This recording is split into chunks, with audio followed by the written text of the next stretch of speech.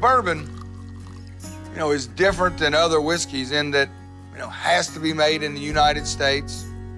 Corn's got to be the majority grain. We have to use a new barrel every time to age it. We can't add colors or flavors to bourbon. It's all got to come natural from the aging in the charred white oak barrels. We can't distill it at higher than 160 proof. You can't barrel it at higher than 125 proof. You can't bottle it at lower than 80 proof. If your product is Kentucky straight bourbon whiskey, it's got to be aged in the state of Kentucky for at least 2 years. Any deviation from those rules, your product cannot be called Kentucky straight bourbon whiskey.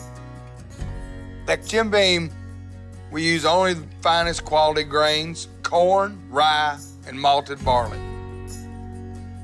The yeast strain that we use was started by my great-grandfather Jim Beam right after Prohibition. By every time we make a new batch of yeast, we inoculate the new batch with some of the old batch. Kentucky is perfect for bourbon. I mean, the limestone water that comes from the ground is sweet and iron-free. We age the Jim Beam White Label 4 years, twice as long as we have to. That gives it more color, that gives it better flavor.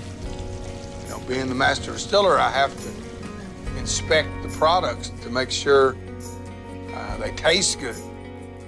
That's the fun part of this job, tasting the bourbon, especially after a bad meeting.